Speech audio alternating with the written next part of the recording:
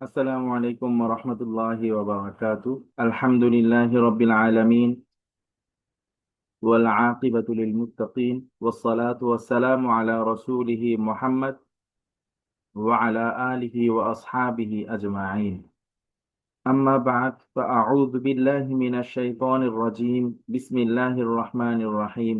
আমাদের গত ক্লাসে আমরা যা পড়েছিলাম মূলত সেই হরফগুলো আজকে আমরা প্র্যাকটিস করব।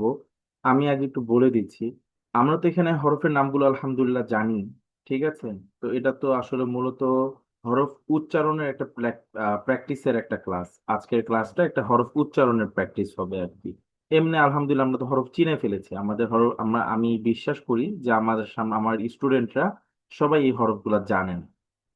তো আজকে আমরা প্রত্যেকটা হরফ বলে আকার দিয়ে শোনাবো, তারপর ইকার দিয়ে শোনাবো, তারপর উকার দিয়ে শোনাবো। তো আমি শোনাচ্ছি আগে। যেমন ইয়া, আ, আ, আকার দিয়ে ইয়া, আ, আ, ইকার দিয়ে ই, ই, ই। তারপর হচ্ছে হলো তা, ত, ইকার দিয়ে তি, তি, উকার দিয়ে তু, তু। তারপর হচ্ছে হলো বা, ওয়া, ইকার দিয়ে বি, উই, উকার দিয়ে বু, বু।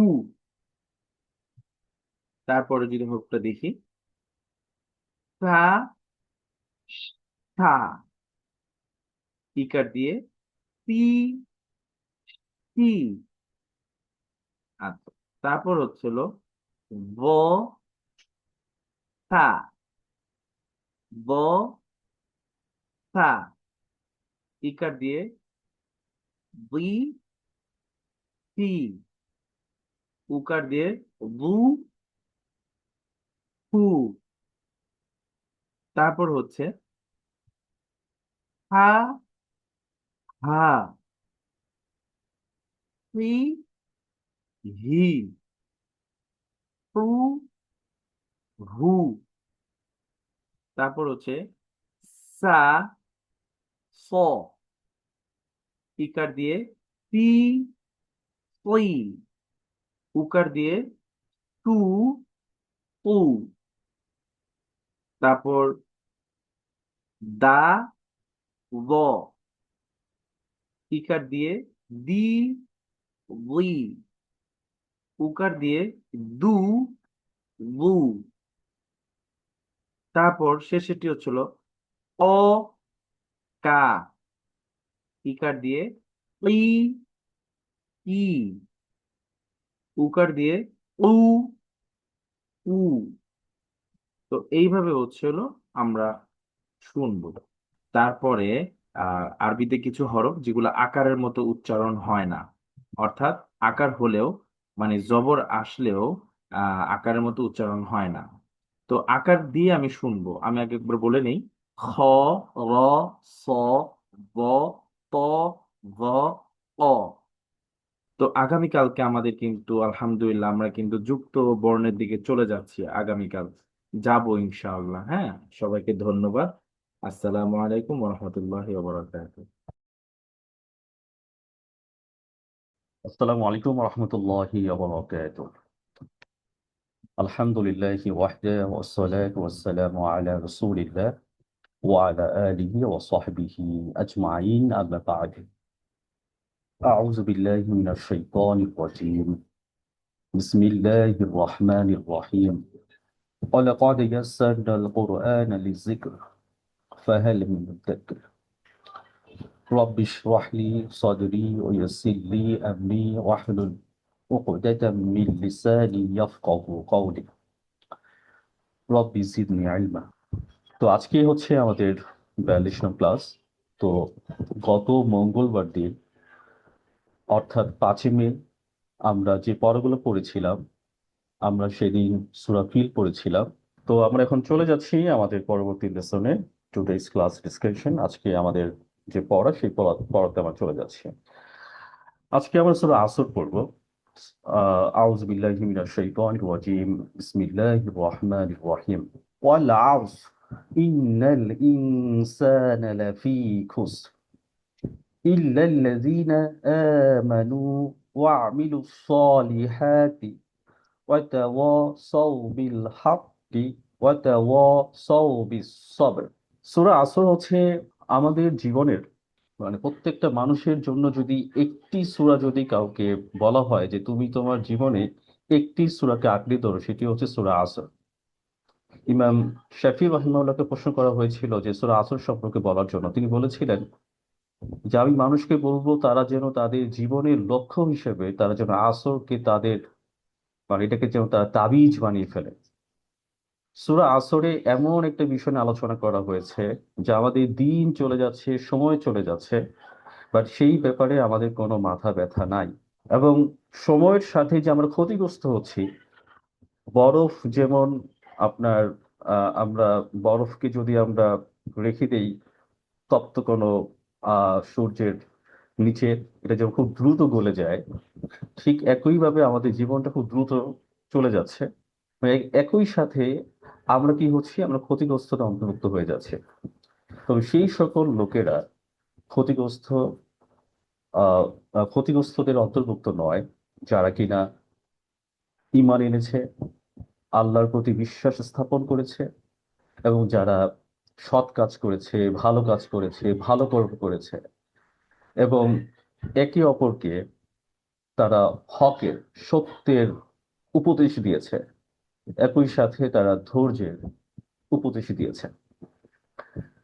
তো কিভাবে সূরা আসরটা আমাদের জীবনের জন্য একটা আহ আল্লাহর পক্ষ থেকে একটা হচ্ছে অ্যালার্ম, তো সেটা আমরা দেখবো। তো আমরা চলে যাচ্ছি আমাদের শব্দের অর্থে। অল আস, অল আসরে যদি আমরা ভেঙে ফেলি কি পাচ্ছি? একটা ওয়াও জবর ওয়া, অল আস, আস মানে সময়ের শপথ। এখন এই সময়ের শপথ বলতে আসলে কি বোঝায়? তো আমরা গত ক্লাসে শিখেছিলাম যে কোনো শব্দের সাথে যদি ওয়াও যুক্ত হয় তখন সেটা অর্থ হচ্ছে কি শপথ। তো শপথ, অথবা ওয়াওর উপর যদি জবর হয় এটা অর্থ কি হয়? এবং হয়। তো কনটেক্সট অনুযায়ী এটা কি এবং নাকি শপথ সেটা সাধারণত আমাদেরকে বুঝে নিতে হবে। তো এখানে ওয়াও মানে এবং না, ওয়ার অর্থ শপথ। ওয়াল আস, সময়ের শপথ। এখন খেয়াল করুন এই আসর শব্দটা এসেছে কোথেকে? এসেছে নিংড়ে বের করা, চাপ দেওয়া, চেপে রস বের করা।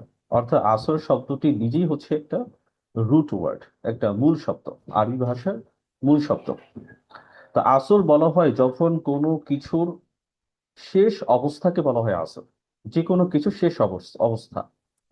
যেমন একটা ফল যখন পেকে যায়, ওই ফলটা যখন পেকে যায়, আমরা যখন ফলটা তখন মানে ফলটা যখন খাওয়ার উপক্রম হয়, ওই যে মোমেন্টটা, এটাকে বলা হয় হচ্ছে আসর। সেখান থেকে আরবিতে আসির, আসির মানে হচ্ছে জুস। আবার আপনার আরবিতে বলা হয় মুআসিরাত, এই মুআসিরাত শব্দটি কিন্তু আসর থেকে এসেছে, যেটা অর্থ হচ্ছে মেঘ। তো মেঘ হচ্ছে বৃষ্টি হওয়া ঠিক আগের মুহূর্তটা, এটাকে বলা হয় মুআসিরাত। আবার আপনি যদি দেখেন যে আমাদের যে দিন রাত সন্ধ্যা বিকাল, এই যে ব্যাপারটা, সন্ধ্যা হওয়ার যে আগের যে মোমেন্টটা, আগের যে মুহূর্তটা, এটাকে বলা হয় আসর। অর্থাৎ সারা দিনের সূর্যের যে তাপদাহ সেটা অলরেডি ডুবে যাচ্ছে, সূর্যটা ডুবে যাচ্ছে। তা ডুবে যাওয়ার যে মোমেন্টটা, এটা হচ্ছে হলো আসর, অর্থাৎ দিনের শেষ ভাগ। এখন আসরের সাথে রিলেটেড কি? কারণ আসর হচ্ছে এমন একটা যুগ সন্ধিক্ষণ যে সময়ের, আল্লাহর সৃষ্টির সময় প্রায় আমরা 3/2 ভাগ শেষ করে ফেলেছি। এখন শেষ মোমেন্টে আছি। তো এর পরবর্তী এই যে আগের যে সূরা সেটা হচ্ছে করিয়াটা হচ্ছে কিয়ামত রিলেটেড আলোচনা, যার কারণে এই আসরের সাথে সম্পর্ক হচ্ছে কিয়ামা, অর্থাৎ পৃথিবী ধ্বংস হয়ে যাবে, এবং ধ্বংস এটা হবেই। এবং মানুষের জন্য কিয়ামত হচ্ছে তার মৃত্যু। মানুষ যখন মৃত্যুবরণ করে তখন তার কিয়ামত। তাহলে এই যে মোমেন্টটা চলে যাচ্ছে, কিন্তু মানুষের কোনো ভ্রুক্ষেপ নাই, মানুষের এটা নিয়ে কোনো চিন্তা ভাবনা নাই। এই যে সময়টা, এটাকে বলা হয় আসর। তা আল্লাহ সুবহানাহু ওয়া তাআলা যখন কোনো বিষয়কে গুরুত্ব প্রদান করেন, আল্লাহ সুবহানাহু ওয়া তাআলা তো দরকার নাই, প্রয়োজন নাই কোনো বিষয়ে শপথ গ্রহণ করার। আল্লাহ যেটা বলবেন সেটা তো আমরা বিশ্বাস করবোই। কিন্তু আল্লাহ সুবহানাহু ওয়া তাআলা যখন কোনো ওয়ার্ডকে তিনি এমফেসাইজ করার জন্য তিনি শপথ গ্রহণ করেন, তার মানে হচ্ছে সেই বিষয়টা আমাদের জন্য খুবই খুবই গুরুত্বপূর্ণ। তো আল্লাহ সুবহানাহু ওয়া তাআলা সেই আসরে শপথ করে বলছেন যে সময় প্রবাহমান, সময় চলে যাচ্ছে। তো যে last moment of the day, একটা দিনের শেষ মুহূর্ত। তাহলে এই সময়টা কি খুব দ্রুত চলে যাচ্ছে, প্রবাহমান সময়ের শপথ। তাহলে কি হলো, এই এই যে মানে সময়টা চলে যাচ্ছে, এটার সাথে মানে এতে করে আমাদের ফলাফলটা কি, ফলাফলটা কি আল্লাহ বলছেন, ইন্নাল ইনসানা লাফি খুসর। ইন্না মানে নিশ্চয়ই, আল ইনসান মানে মানুষ, ইন্নাল ইনসান নিশ্চয়ই মানুষ। তা নিশ্চয়ই মানুষ কি হয়েছে, লাফি অবশ্যই তারা মধ্যে রয়েছে, তারা মধ্যে অন্তর্ভুক্ত। খুস, খুস মানে ক্ষতি, তারা ক্ষতির অন্তর্ভুক্ত। তাহলে এখানে ইনসান শব্দটি আসছে নাসি। আমরা সূরা বাকারা শেষ আয়াতে পড়েছি ইন্না নাসিনা, আমরা যদি কোনো ভুল করে ফেলি। এই যে নাসি, নাসি থেকে হচ্ছে হলো ইনস, মানুষ জাতি। নাসি শব্দ হচ্ছে ভুল করা, কোনো কিছু ভুলে যাওয়া। তো মানুষের ভেতরে একটা স্বভাব, যার একটা রূপ রয়েছে, স্বভাব যার একটা বৈশিষ্ট্য রয়েছে, সেটা হলো তারা ভুলে যায়। তারা সবকিছু তারা মনে রাখতে পারে না, এটা মানুষের একটা স্বভাবজাত একটা বৈশিষ্ট্য। তো এই নাসি থেকে ইনসান, সেখান থেকে ইনসুন মানে মানুষ জাতি, ওখান থেকে উনসুন মানে আন্তরিকতা, সৌহার্দ্যপূর্ণ আচরণ, সান্নিধ্যতা। তো মানুষ একা একা থাকতে পারে না, তারা একজন মানুষের সাথে আরেকজন মানুষের সাথে কানেক্টেড হতে হয়ে তারা থাকতে পছন্দ করে। এই জন্য মানুষকে বলা হয় ইনসান। তার ইনসান মানে কি, মানুষ। তাহলে ইন্নাল ইনসান অর্থ কি দাঁড়ালো, নিশ্চয়ই মানুষ। যেহেতু আলিফ লাম আছে, তাহলে কি হয়ে গেল, সকল মানুষ। সকল মানুষ, আমরা সূরা ফাতিহাতে আলিফ লামে পড়েছি। আলিফ লাম আসলে মারিফা। তো মারিফা বলে কি বোঝাবে, সকল মানুষ এখানে ইনক্লুডেড হয়ে যাচ্ছে। ইন্নাল ইনসানা সকল মানুষ, সমস্ত মানুষ।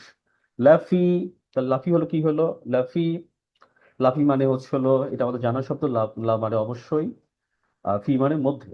অবশ্যই তারা মধ্যে রয়েছে, কিসের মধ্যে রয়েছে, খুস। খুস মানে ক্ষতি। তাই খুস শব্দটি অর্থ হচ্ছে হলো হারানো বা লোকসান, যেটাকে আমরা স্বাভাবিকভাবে হচ্ছে আরবিতে বলতে পারি কোনো কিছু হারিয়ে ফেলা, কমে যাওয়া, লোকসানে পড়া, ব্যর্থ হওয়া। তো আরবি ভাষায় আপনার অনেকগুলো এরকম শব্দ আছে, ক্ষতিকর শব্দ আছে। তো খুসর হচ্ছে আমাদের আহ যে ক্ষতি সময়ের সাথে সম্পর্কিত, যে ক্ষতিটা হলো সময়ের সাথে রিলেটেড। যেটা আমি এটা উদাহরণ দিয়েছিলাম, বরফ যখন গলে যায়, তো আপনাকে আহ, ধরুন কারো একজন ব্যক্তি ব্যবসা করছেন, তার ব্যবসার পিক টাইম হচ্ছে সকালবেলা। এখন সে ঘুম থেকে উঠেছে হলো ধরেন 10টা বা 11টার দিকে। সে কি এখন তার ব্যবসার সময় কি বেশি পেলো? পেলো না। তার যে সময়টা তার ব্যবসা করার কথা, সে তখন ঘুমিয়ে কাটিয়েছে। তার মানে হলো তার এই সময়ের সাথে তার ক্ষতি হয়ে গেল। অর্থাৎ সে যে সময়টা তার যে কাজটা করার কথা ছিল, সেই সময় সে সেই কাজটা সে করতে পারে নাই। তাই খুস, খুস মানে হচ্ছে ক্ষতি। তাহলে এই ক্ষতি, তাহলে সমস্ত মানুষ ক্ষতির অন্তর্ভুক্ত, ক্ষতিগ্রস্ত হতে অন্তর্ভুক্ত। অর্থাৎ আমরা জন্মগ্রহণ করার সাথে সাথেই আমরা কি হয়ে গেলাম, আমরা ক্ষতিগ্রস্ততে অন্তর্ভুক্ত হয়ে গেলাম। ইল্লাল্লাযীনা আমানু ওয়া আমিলুস সলিহাত। তাহলে সমস্ত মানুষ যে ক্ষতিগ্রস্ততে অন্তর্ভুক্ত। এখন আমাদের বাঁচার উপায় কি? বাঁচার উপায় আল্লাহ সুবহানাহু ওয়া তাআলা বলে দিচ্ছেন, ইল্লা ব্যতীত, ছাড়া, তবে। মানে সেই সমস্ত লোকেরা ছাড়া, আল্লাযীনা যারা, আমানু যারা ঈমান এনেছে, যারা বিশ্বাস স্থাপন করেছে, ওয়া আমিলু আমল করেছে, কাজ করেছে। কেমন কাজ করেছে? আস-সলিহাত তারা ভালো কাজ করেছে। তাহলে এখানে আমাদের নতুন শব্দ হচ্ছে ওয়া আমিলু সলিহাত।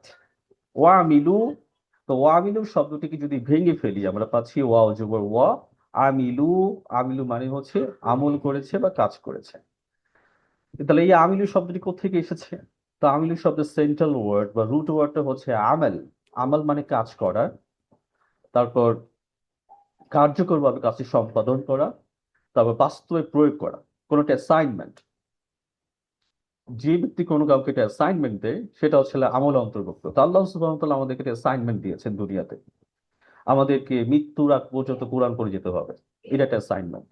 আমাদের মৃত্যুর আগ পর্যন্ত আল্লাহ সুবহানাহু ওয়া তাআলাকে স্মরণ করতে হবে, অ্যাসাইনমেন্ট। মৃত্যুর আগ পর্যন্ত আমাদের কোনোভাবেই পরকাল থেকে আল্লাহর ব্যাপারে গাফেল হওয়া যাবে না, উদাসীন হওয়া যাবে না, এটা আমাদের একটা অ্যাসাইনমেন্ট। তাহলে এই আমাল, এই আমাল থেকে হচ্ছিল আমিলু, এই আমিলু শব্দটি হচ্ছিল বহু বচন। এই আমিল, এই আমিল শব্দের সাথে যদি ওয়াও আলিফ যুক্ত হয় তখন সেটা হয়ে যায় বহু বচন, অর্থাৎ সকলে।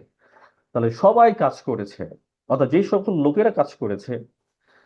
এখন আমরা এর আগে শিখেছি, সূরা ফিলে শিখেছি ফেল, আলাম তারা কাইফা ফাআলা, এই ফাআলা শব্দটি এসেছে ফেল থেকে। তাহলে ফেল মানেও কাজ করা, আমাল মানেও কাজ করা, এর মধ্যে পার্থক্যটা কি? পার্থক্যটা হচ্ছে ফেল হলো যে কোনো কাজ। আপনি আপনি ঘুমাচ্ছেন, এটাও একটা কাজ। আপনি পানি খাচ্ছেন, এটাও একটা কাজ।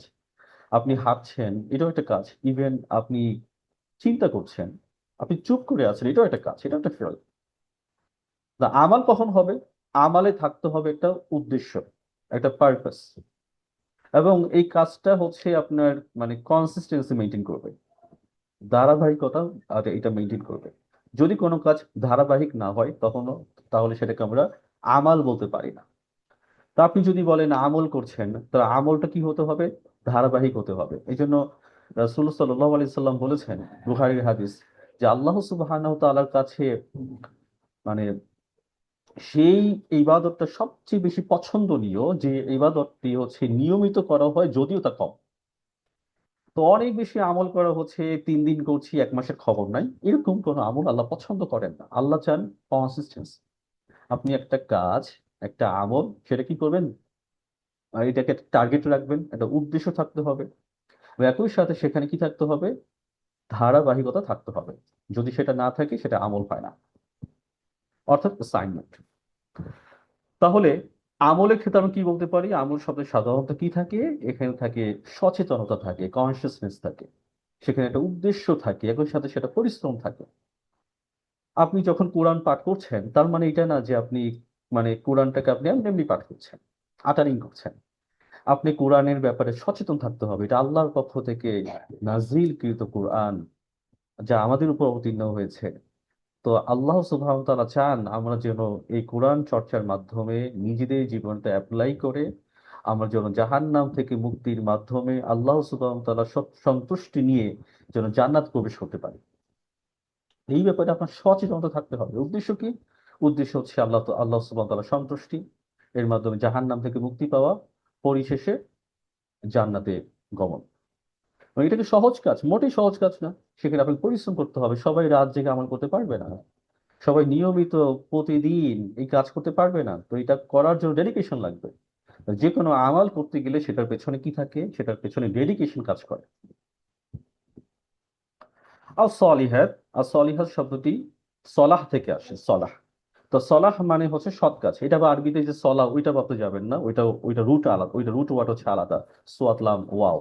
এটা রুট ওয়ার্ড হচ্ছে সোয়াতলাম হা। তো সলাহ মানে হচ্ছে সৎ কাজ। তো সলাহ বলা হয় কোন কাজকে? যে কাজে আপনার সংশোধন থাকে, যে কাজে আপনার হচ্ছে কি পিউরিফিকেশন থাকে, এটা হচ্ছে সলাহ। আপনি কাজ করতে গিয়ে ভুল হবে, সেই ভুলটাকে যখন আপনি সংশোধন করে ফেললেন, এটা হচ্ছে সলাহ, আমাদের সলাহ। তাহলে সলাহ থেকে সলিহাত, সৎ কাজ সমূহ। তো আমিলুস সলিহাত, যারা কি করেছে? ভালো কাজ করেছে, সৎকর্ম করেছে। অর্থাৎ ওয়াসাও, এবং একে অপরকে উপদেশ দিয়েছে বিল হাক্কি, সত্যের বিষয়, সত্যের ব্যাপারে। অর্থাৎ ওয়াসাও, এবং এবং একে অপরকে উপদেশ দিয়েছে বিসসবরি, ধৈর্যের ব্যাপারে। তো এখানে প্রথমত হচ্ছে ওয়াতাওয়াসাও।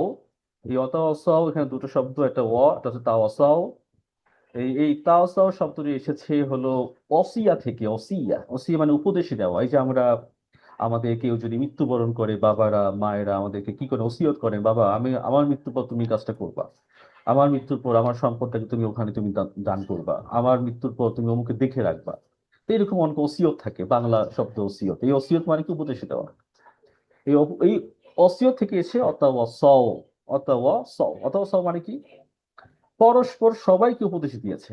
এই তাওয়াসাও, দেখেন এখানে তা এবং ওয়াও, মাঝখানে একটা আলিফ, সোয়াত এবং ওয়াও, এই দুইটা অক্ষর, এই এরপর হচ্ছে আবার দুটো অক্ষর, এই দুটো অক্ষরের মাঝে যদি একটা আলিফ থাকে, তাহলে এটাকে আরবিতেই বলা হয় তাফাউল, এর ওজন।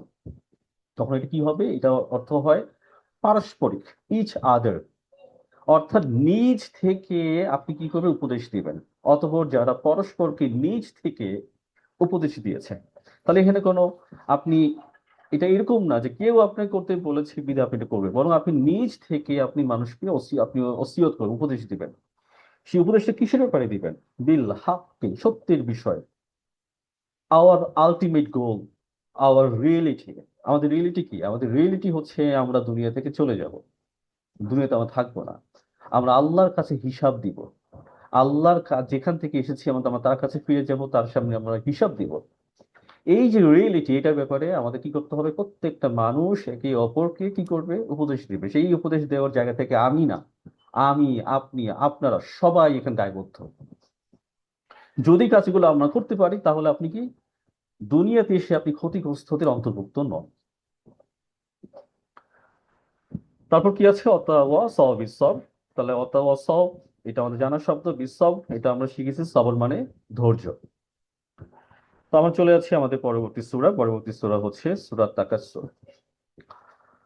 আউযু বিল্লাহি মিনাশ শাইতানির রাজীম।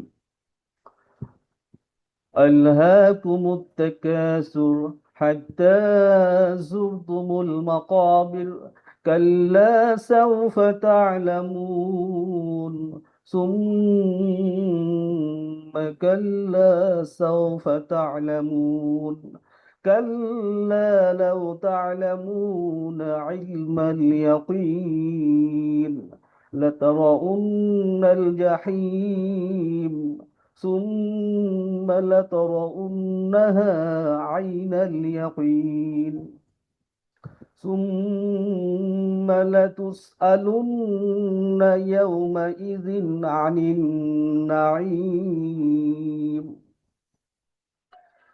সূরা তাকাসসুর হচ্ছে,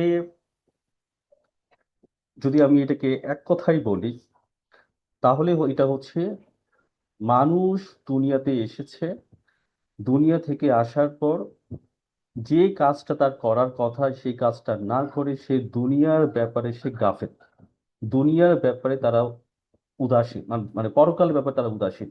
দুনিয়ার ক্ষেত্রে তারা খুব নিজেদেরকে আত্মনিয়োজিত করে তারা রেখেছে। একে অপরের সাথে প্রতিযোগিতা, সম্পদের প্রতিযোগিতা। কারো 3টা বাড়ি আছে, আমার 5টা লাগবে। কোন একজন ব্যক্তি, আপনার কোনো কাছের কোনো ব্যক্তি খুবই সম্মানিত এবং মানুষ তাকে সম্মান করে, আপনারও খুব ইচ্ছা তার মতো আমি যেন সম্মান পাই, এবং সম্মান পাওয়ার জন্য আপনি অনেক কিছু করছেন। কিন্তু ওই সম্মানটা দিয়েছে আল্লাহ সুবহানাহু ওয়া তাআলা। যিনি দিয়েছেন তার ব্যাপারে আপনি মনোযোগী না হয়ে আপনি কি করছেন, বা আমরা কি করছি?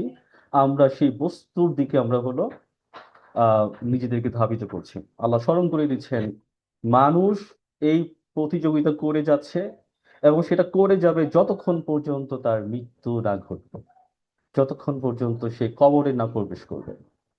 আল্লাহ বলছেন কাল্লা সাউফা তা'লামুন।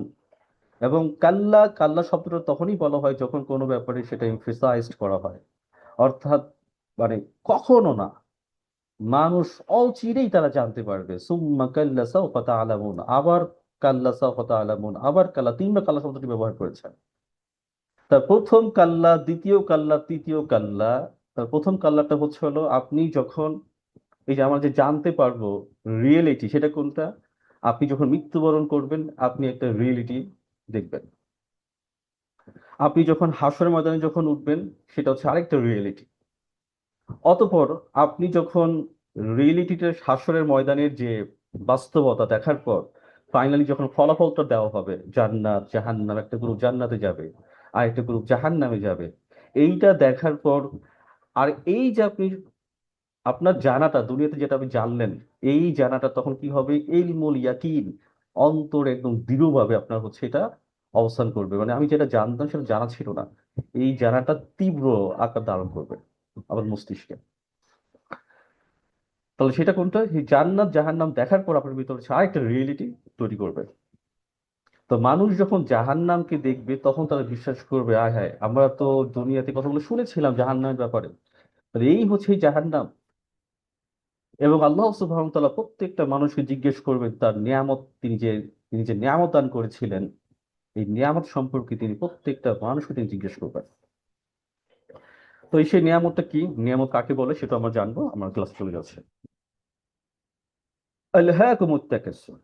আল্লাহ, আল্লাহ মানে এখানে দুটো শব্দ। আল্লাহ, আল্লাহ মানে হচ্ছে হল ব্যস্ত রাখা, আর কুম মানে তোমাদেরকে, তোমাদেরকে ব্যস্ত রেখেছে।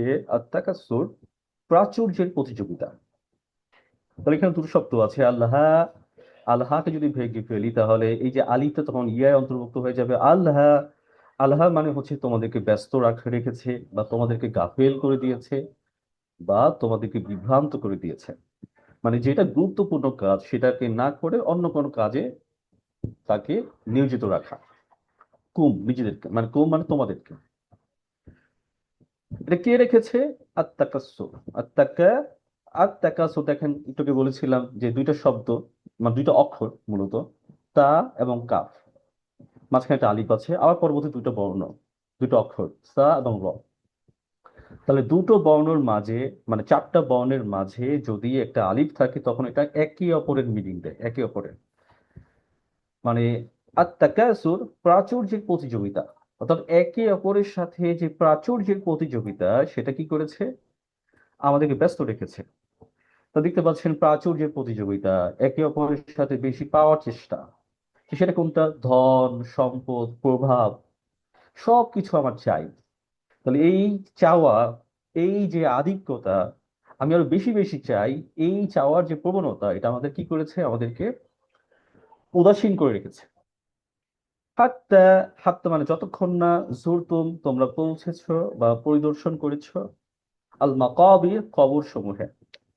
তো আরবিতে হাত্তা, হাত্তা হচ্ছে প্রিপজিশন, এটাকে আরবিতে হারফেজার বলে, বা এটাকে আপনার মুহাম্মদ মুসকাল বা হাসা বিনা আদা বিনা আলা হাত্তা, এরা 17 এরকম অক্ষর আছে, শব্দ আছে, যেটা হারফেজার বলা হয়, প্রিপজিশন এবং কনজাংশন একসাথে। তো সেই হাত্তাটা হচ্ছে আপনার সেই প্রিপজিশন, অর্থাৎ আনটিল বা টিল এর মিনিং দেয়, যতক্ষণ না বা পর্যন্ত বা শেষ পর্যন্ত। জুর তুম, জুর তুম শব্দটি জুর প্লাস তুম, জুর মানে হচ্ছে, এই জুর শব্দটি এসেছে জিয়ারা থেকে, জিয়ারা মানে পরিদর্শন করা। এই যে আমরা শুনবেন যে আমরা মাজার জিয়ারত করতে গিয়েছি, অমুকের কোন গুরুত্বপূর্ণ কোনো একটা মানুষের কবরকে আমরা জিয়ারত করতে গিয়েছি, মাজার বলতে অন্যরকম লাগে, কোনো একটা কোনো ব্যক্তির কবরকে আমরা জিয়ারত করেছি। এই জিয়ারত মানে হচ্ছিল পরিদর্শন করা, ভিজিট করা। তো যতক্ষণ না পর্যন্ত তোমরা আসলে কবরের বাসিন্দা না হয়, কবরের সাক্ষাৎ না ঘটবে, কবরকে যখন তোমার ফাইনালি যখন তোমার পরিদর্শন না করবে, ততক্ষণ পর্যন্ত তোমাদের এই যে প্রতিযোগিতা থামবে না, তোমরা এটার পেছনে তোমরা দৌড়াবেই, তোমার তোমরা ব্যস্ত থাকবে। আর তুম মানে তোমরা। আল মাকাবির, মাকাবির শব্দটি এসেছে আরবিতে মাকাবারা। মাকাবারা ইসমে জারফি সিগা, অর্থ হচ্ছে এটা এক বছর, এটা কবরস্থান। আল মাকাবির মানে কবর সমূহ। দেখেন যেহেতু আলিফ লাম এসেছে, তার মানে এখানে কোনো মানে বৌদ্ধ মুসলিম হিন্দু মুশরিক এরকম কোনো ই নাই। আপনার যত মানুষ দুনিয়াতে এসেছে, যতক্ষণ না পর্যন্ত সে কবরে না প্রবেশ করছে ততক্ষণ পর্যন্ত তার একে অপরের সাথে এই যে মানে দুনিয়া পাওয়ার যে লিপসা, তাদেরকে এটা সবসময় তাদের ভিতর কাজ করবে। কাল্লা, কাল্লা মানে কখনো না, কাল্লা কখনো না, সাওফা শীঘ্রই তাআলামুন তোমরা জানতে পারবে। তাহলে কাল্লা, আরবিতে কাল্লা শব্দটির অর্থ হচ্ছে হলো কখনো না, এটাকে বলে হরফে রাত বলে। হরফে রাত মানে হচ্ছে হলো কখনো না, একবার এটাকে ডিনাই করা বোঝানো হয়। কাল্লা কখনো না। সাউফা শীঘ্রই, সাউফা শীঘ্রই, তাআলামুন তোমরা অচিরেই জানতে পারবে, সাউফা তোমরা শীঘ্রই জানতে পারবে। তাআলামুন শব্দটি এসেছে এলম থেকে, এলম মানে জ্ঞান, কোনো বিষয় জ্ঞান লাভ করা, কোনো বিষয় সম্পর্কে জানা, এটাকে বলা হয় এলম। তো এলম থেকে তাআলামুন তোমরা জানতে পারবে। সুম্মা কাল্লা সাউফা তাআলামুন, সুম্মা মানে অতঃপর বা সুতরাং, কাল্লা কখনো না, সাউফা শীঘ্রই, তাআলামুন তোমরা জানতে পারবে। তাহলে ওই যে আয়াত নাম্বার 3 এবং 4 সেম, শুধুমাত্র সুম্মাটা যুক্ত হয়েছে। তাহলে সুম্মা, সুম্মা মানে কি, অতঃপর বা সুতরাং সুম্মা শব্দটি ব্যবহার করা হয় যখন একটা সময় থেকে আরেকটা সময়ের ব্যবধানটা যদি একটু বেশি গ্যাপ থাকে, তখন আরবিতে এই সুম্মা শব্দটি ব্যবহার করা হয়ে থাকে। সুম্মা অতঃপর বা সুতরাং। কাল্লা লাউ তা'লামুনা ইলমাল ইয়াকিন, কাল্লা কখনো না, লাউ যদি, তা'লামুন তোমরা জানতে, ইলমাল ইয়াকিন ইলমা মানে জ্ঞান, আল ইয়াকিন মানে নিশ্চিত। তাহলে এখানে নতুন শব্দ কোনটা? লাউ।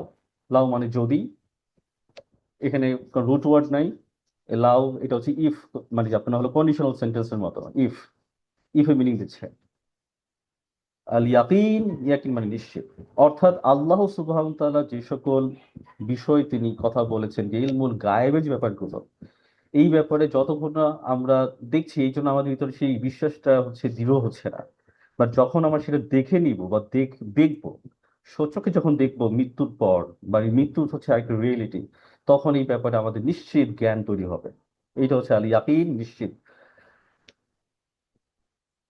লা তারাউন্নাল জাহিম, লা তারাউন্না, লাম জবর লা, লা মানে অবশ্যই, লা তারাউন্না তোমরা অবশ্যই দেখবে, আল জাহিম, জাহিম মানে জাহান্নাম। তাই লা তারাউন্না এটা হচ্ছে আমরা আরবিতে শিখেছি সূরা মাউনে শিখেছি। আর ওয়াইতাল্লাযী, এই যে ওখান থেকে রোয়া, এই রোয়া থেকে তারাউন্না। আর লাম জবর লা মানে অবশ্যই, লাম তাকিদ, লাম জবর লা অবশ্যই, তারাউন্না তোমরা দেখবে। আল জাহিম, জাহিম মানে কি? জাহান্নাম। আরবিতে জাহান্নামে অনেকগুলো স্তর আছে। তাহলে এই জাহান্নামে অনেকগুলো স্তরের মধ্যে একটা স্তরের নাম হচ্ছে জাহিম, সাকার। তাহলে এই আপনার এই এক একটা জাহান্নামে এক একটা বৈশিষ্ট্য আছে। যে জাহিম বলা হয় হচ্ছিল যে আগুন আপনার হচ্ছে মানে আহ, প্রজ্বলিত করা হয়েছে, যে আগুনকে জ্বালানো হয়েছে, যে আগুনটাকে হচ্ছে হলো আপনার অনেক বেশি তীব্র আকার ধারণ করা মানে ধারণ করেছে। মানে ধরেন কোনো একটা জায়গায় আগুন লেগেছে, সে আগুন লাগতে লাগতে লাগতে এমন একটা সময় এমন অবস্থা হয় যে এত ভয়াবহতা আসে, যেখানে আপনার নীল কালারটা ধারণ করে কালো হয়ে যায়। তো এইটা হচ্ছে আরবিতে বলে জাহিম। ওই জাহান্নামটাকে বলা হয় জাহিম। তো জাহান্নামটা মূলত কমন নাউন, আর জাহিমটাকে বলতে পারি আমরা হচ্ছে প্রপার নাউন। তো জাহান্নাম বলতে আপনি বুঝবেন, জাহান্নামের সাধারণত স্তর আছে, জাহিম, সাকার। এগুলো এক একটা হচ্ছে এক একটা হলো এক এক ধরনের জাহান্নামের ধরন বা জাহান্নামের প্যাটার্ন। তাহলে জাহিম, জাহান্নাম, যতক্ষণ না পর্যন্ত সেই জাহিমকে তারা দেখছে, যতক্ষণ না পর্যন্ত সেই জাহান্নামকে তারা না দেখছে, অর্থাৎ যে জাহান্নাম দাউ দাউ করে জ্বলছে, যতক্ষণ না পর্যন্ত তারা দেখবে। সুম্মা লাতারাউন্নাহা আইনাল ইয়াকিন, সুম্মা অতঃপর বা সুতরাং, লাতারাউন্নাহা, তার লাম যে এখানে এখানে তিনটা শব্দ মিলিয়ে এটা যুক্ত শব্দ হয়েছে। তা লাম যে বললা মানে অবশ্যই, তারাউন্না অবশ্যই দেখবে, হা, হা মানে এটাকে, হা মানে কোনটা? ওই জাহান্নামকে। আইনা, আইনা মানে চোখ, চাক্ষুষ, নির্চক্ষে, ইয়াকিন নিশ্চিত ভাবে। তাহলে এখানে নতুন শব্দ হচ্ছে একটা, আইন। আইন মানে চোখ। এই যে আমাদের যে আরবিতে আইনুন মানেও কিন্তু চোখ। এই প্রত্যক্ষভাবে যেটা দেখা, এটাকে বলা হয় আইন। তা আইন আল ইয়াকিন, তাহলে এখানে বাকি শব্দগুলো হচ্ছে আমাদের জানা শব্দ। সুম্মা অতঃপর, লা তারাউন্নাহা তারা জাহান্নামকে দেখবে, মানে এটাকে দেখবে, আইনা চোখে, ইয়াকিন নিশ্চিত ভাবে। সুম্মা অতঃপর, সুম্মা লাতুস আলুন্না ইয়াউমা ইযিন আনিন নাঈম, সুম্মা অতঃপর, লাতুস আলুন্না তাদেরকে অবশ্যই জিজ্ঞাসা করা হবে, ইয়াউমা ইযিন সেদিনের ব্যাপারে, ইয়াউমা ইযিন আন সেদিনের ব্যাপারে, কোন দিনের ব্যাপারে? আনিন নাঈম নিয়ামত সম্পর্কে, নিয়ামতের ব্যাপারে তাদেরকে জিজ্ঞাসিত করা হবে, তাদেরকে জিজ্ঞেস করা হবে। তো আরবিতে লাতুস আলুন্না এখানে তিনটা শব্দ, লামজবুল্লাহ মানে অবশ্যই, তুস আলু এই শব্দটি এসেছে আরবিতে সাআলা থেকে, সাআলা, সাআলা মানে তোমাদেরকে জিজ্ঞেস করা হবে। আর আর তুস আলুন না এটা হচ্ছে আপনার আহ লাম তাকিদ। তো তুস আলুন না তোমাদেরকে অবশ্যই জিজ্ঞেস করা হবে। তা নুনের উপর যখন তাসদিদ থাকে তখন সেটা কি হয়? শক্তভাবে জোর প্রদান করে। তো লাতুস আলুন না তোমাদেরকে অবশ্যই তোমাদেরকে জোর মানে অবশ্যই তোমাদেরকে জিজ্ঞেস করা হবে। ইয়াওমা ইজিন, ইয়াওমা ইজিনকে ভাগ করা হচ্ছে দুটো শব্দ দিয়ে, ইয়াওমা, ইয়াওমা মানে দিন, আর ইজিন, ইজিন মানে হচ্ছে তখন বা যখন বা সেই সময়, এট দ্য টাইম, দেন, এই ধরনের মিনিং দেয়। ইজ ইন মানে হচ্ছে তখন বা যখন বা সেই সময় অর্থাৎ সেই দিন, সেই দিন তোমাদেরকে অবশ্যই অবশ্যই জিজ্ঞেস করা হবে আর নাইম, নাইম মানে নিয়ামত সম্পর্কে, আন মানে ব্যাপারে, আর নাইম মানে নিয়ামত। তো আরবিতে নাইম শব্দটি এসেছে হচ্ছে নেয়ামা, নেয়ামা থেকে, মানে নেয়ামা শব্দটির মূল অক্ষর হচ্ছে নুন আইন মিম। তা আরবি শব্দে যদি নুন আইন মিম থাকে সেটাকে বলা হয়, আপনি কোনো কিছু দেখে বা কোনো কিছু পেলে যদি আপনি একটু আশ্চর্য হয়ে যান, যদি আপনি একটু অবাক হয়ে যান, যদি আপনার ভেতর একটু ভালো লাগা কাজ করে, সেটা হচ্ছে নিয়ামত। ধরুন আপনি খুব কষ্টে আছেন, আপনি আর্থিক কষ্টে আছেন, এমন সময় কোনো না কোনো ভাবে আপনার কাছে কিছু আর্থিক সাহায্য এসছে, সেটা কাজের মাধ্যমে হোক বা যেভাবে হোক, তখন আপনার ভেতর যে এই কাজের মাধ্যমে যে আপনার এটা সচ্ছলতা আসবে, সেই সচ্ছলতার আসার আসলে আপনার ভেতর যে একটা আনন্দ তৈরি হয়, সেটা হচ্ছে নিয়ামত। আপনার সন্তান নাই, আল্লাহ সুবহানাহু ওয়া তাআলা আপনার সন্তান দিয়েছেন, সন্তান পাওয়ার পর আপনার ভিতর যে একটা অনুভূতি তৈরি হয়, এটা হচ্ছে নিয়ামত। আপনি এমন জায়গায় আছেন যেখানে পানির কোনো ব্যবস্থা নেই, হঠাৎ করে আপনি পানি পেয়ে, সবসময় পানি কিন্তু খান, হঠাৎ করে আপনি এমন একটা মুহূর্তে আছেন যেখানে কোনো পানির কোনো ব্যবস্থাই নাই, এবং গলা শুকিয়ে কাঠ হয়ে গিয়েছে, ইনি ফোঁটা যদি এক ফোঁটা যদি আপনি পানি পেতেন, কতই না ভালো হইতো। তো কোনো না কোনো ভাবে কোনো একজন ব্যক্তি আপনাকে পানি খাওয়ানো, এটা হচ্ছে নিয়ামত। অর্থাৎ যখন আপনি কোনো একটা সময় অভাব ফিল করে, এই জিনিসটা দরকার, ওই সময়টা আল্লাহ সুবহানাহু ওয়া তাআলা আপনাকে দান করেছেন, তাহলে এই দান করার পর আপনার ভিতরে যে একটা অবাক হওয়ার ব্যাপার কাজ করে, নিয়ামা, অবাক মানে চমৎকার, এই ওখান থেকে শব্দটি হচ্ছিল নিয়ামা, মানে হচ্ছিল অনুগ্রহ। আর এই বাংলাতে এই নিয়ামত মানে হচ্ছে অনুগ্রহ, এই অনুগ্রহটা আরবিটা নাইম থেকে আসে, নাইম। তা আল্লাহ সুবহানাহু ওয়া তাআলা আমাদেরকে যে সকল নিয়ামত দান করেছেন, সেই নিয়ামতের ব্যাপারে প্রত্যেকটা মানুষই কি করবে, জিজ্ঞেস করা হবে। এটা শুধু মুসলিমদেরকে না, সবাইকে জিজ্ঞেস করা হবে। তো আজকের ক্লাস আমাদের এতটুকুই থাকলো। সবাইকে ধন্যবাদ যারা আমাদের ক্লাসটি শুনেছেন। সুবহানাকাল্লাহুম্মা ওয়া বিহামদিকা আশহাদু আল লা ইলাহা ইল্লা আনতা আস্তাগফিরুকা ওয়া আতুবু ইলাইক। আসসালামু আলাইকুম ওয়া রাহমাতুল্লাহি ওয়া বারাকাতুহু।